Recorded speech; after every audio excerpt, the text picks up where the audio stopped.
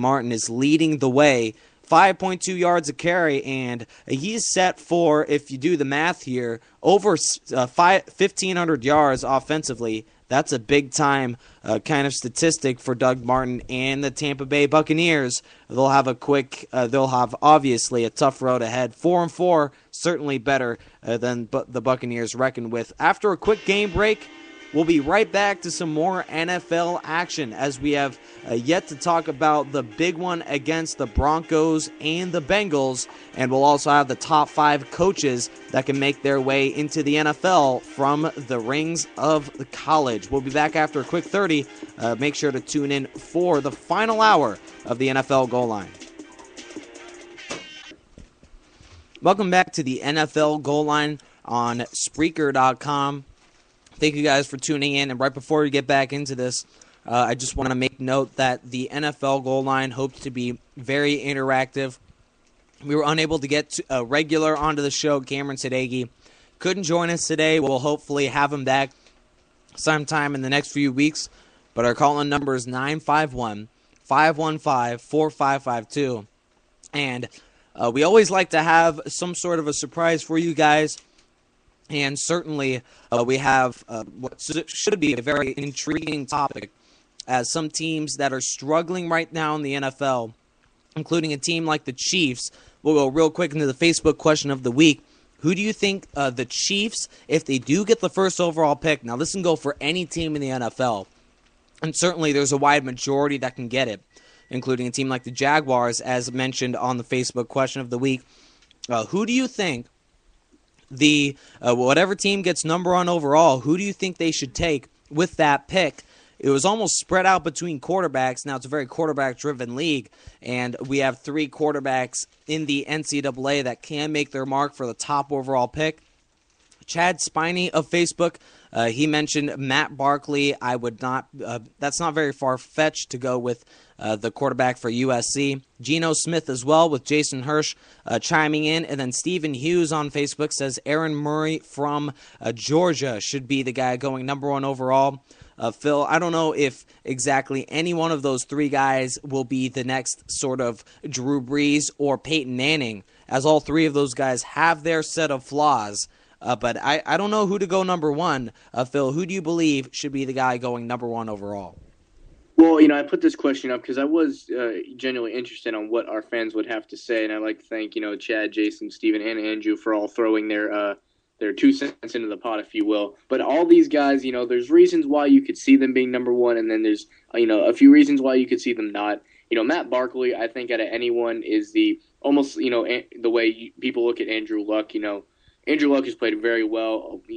People could argue better than expected up to this point in his career. But Matt Barkley, out of any quarterback in this draft, is clearly the most NFL ready, which is a term that gets way overused, but I'm going to have to use it here. Out of any of these other guys, you look at Geno Smith, here's a guy, he kind of hit his peak and has already kind of dropped down into the ranks of, an average quarterback. For a few weeks he was putting up, RG3 type numbers, Madden video game type numbers for a few weeks there down in West Virginia. And after 2 very close losses, he's starting to fade back a little bit. But here's a guy with all the talent and athleticism in the world that I could easily see going to a very high team. You look at Aaron Murray, here's another guy, comes straight from Georgia. And anyone that hasn't seen this kid play, you can pretty much look at him as a spitting image of Matthew Stafford. Anything that Matthew can do, Aaron Murray can also do, and same thing with the negatives. So here's a guy, I don't see him as a first-round pick necessarily, but I think a team that takes him and doesn't throw him into the fire right away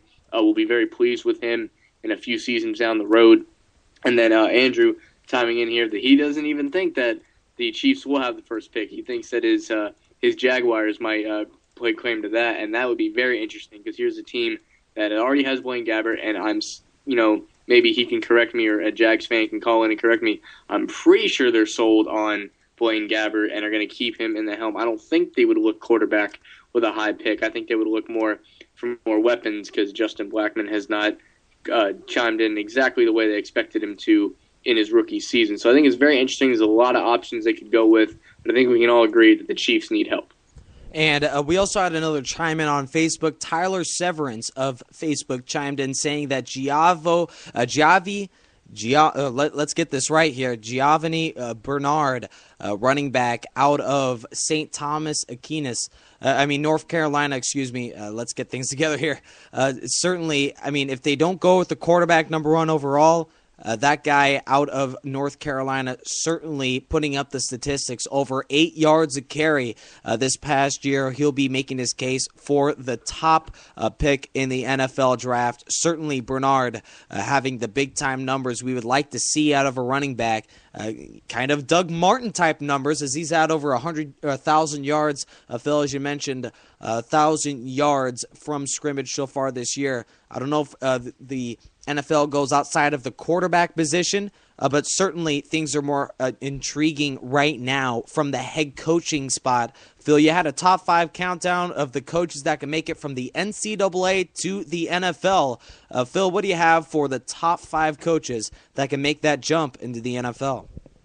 Well, real quick before I get to that, I want to clarify that's over 1,000 yards and 8 touchdowns for Doug Martin. Just crazy numbers. I could go on and on about that, but I don't even think I have the words. So what we have for you here, we've had a lot of talk about coaches being fired, coaches on the hot seat, and, obviously if those coaches leave, there's going to be guys that need to replace them. And what's been happening a lot lately, Pete Carroll comes to mind, is good, accomplished college coaches try their luck in the NFL. And this is not the first time this has happened. Guys that I'm not putting on this list is pretty obvious for those who have followed the NFL for a while. Look at a guy like Nick Saban, the head coach at Alabama, with an overall college record of 146, 54, and 1 in his 16-year college career. Here's a guy, former coach of the Miami Dolphins, never really got exactly what he wanted at NFL, but has been a very dominant college coach. Another guy who's been brought up a lot, but this is his first year at Ohio State. So here's a guy, I don't think you're going to be able to pry him from this, which is Urban Meyer, the former Florida Gators coach.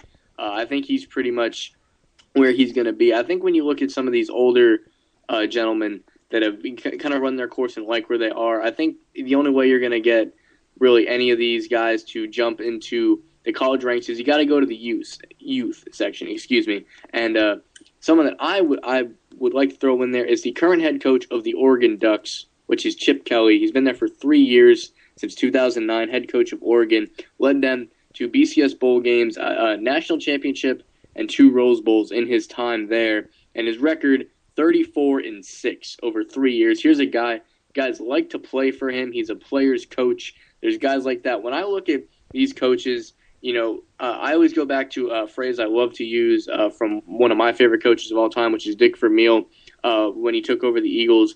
And his phrase was, we're not going to go out and get a lot of good players all of a sudden. We're going to stay here and make the people we have better. And to me, that's what a good coach is, someone who takes the guys that you have and makes them better. And another interesting situation is, if these players do indeed get fired, a lot of these guys will pick up somewhere else. Me and Nick were talking about this earlier. If Andy Reid or Norv Turner gets fired, they're both, I think we can both agree, are going to jump on with other teams that are maybe worse off than the Chargers or Eagles are at this moment. So I think when you compile a list of those guys, there's a few others.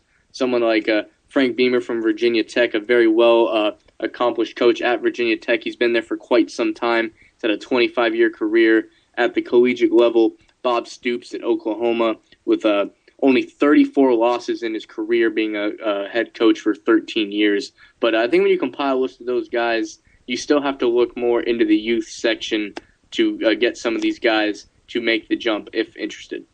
And right now, from the NFL, kind of for players that are already at the coordinator position in the NFL, Greg Minuski comes to mind, Chuck Pagano as well over in Baltimore.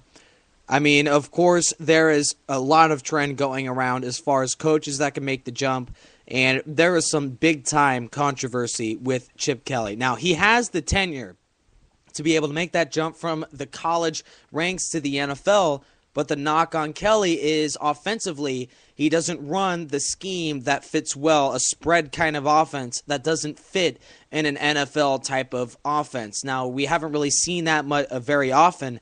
The Patriots, of course, they run a kind of 5 receiver spread every now and again.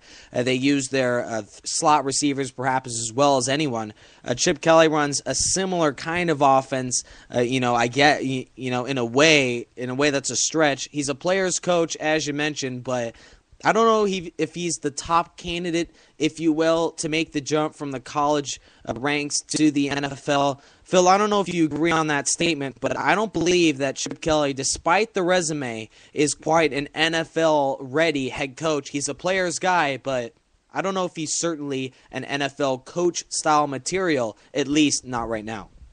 Well, from what I understand, there's actually been a few teams. He's only been in Oregon for 3 years, and after his first season there was already people trying to pluck him from Oregon into an NFL office. Other guys you can think of is, Les Miles at LSU, already bringing a championship to LSU in Baton Rouge. I mean, there's a lot of guys that you look at, and I think you got to look at youth. I think the older these coaches get and the more they, kind of enjoy the way it is in college. I think the biggest issue that a lot of these guys have that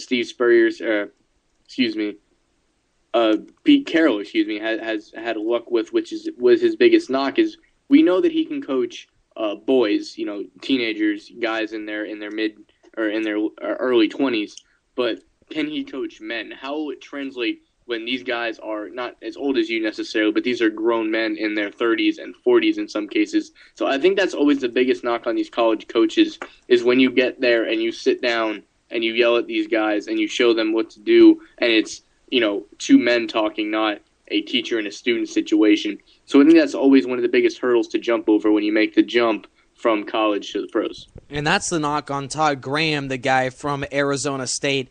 He's a guy that has done it for a very long time, a former Tulsa and Pitt coach, now part of the Arizona State squad. If he makes the jump, certainly it'll be more as a coordinator type of position.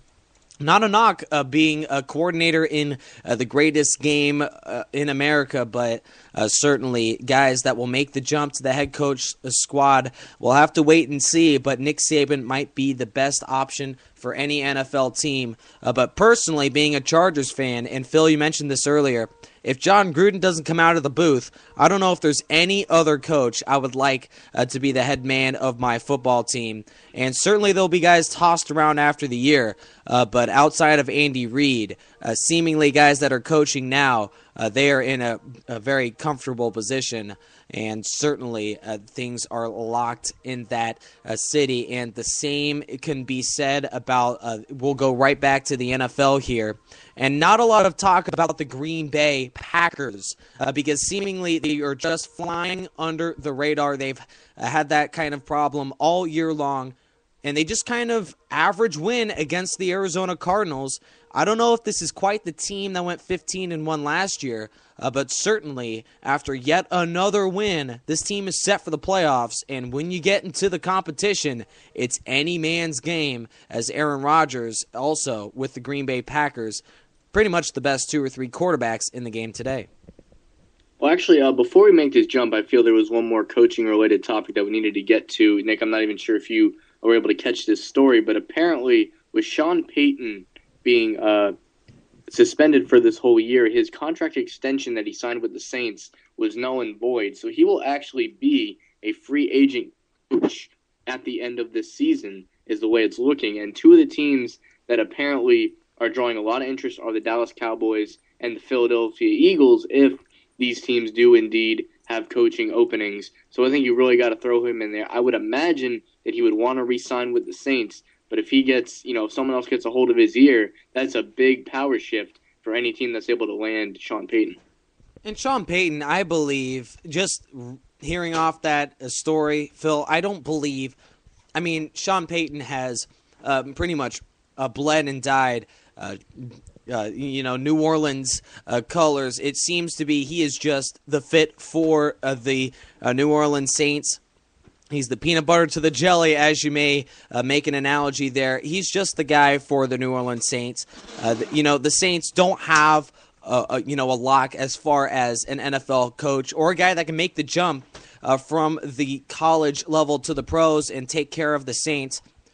From Drew Brees to this entire team, Sean Payton is the guy that should be the coach. And, of course, it'll be very interesting if Payton gets perhaps a better deal or more money or whatever it is, a chance to go to the Super Bowl again.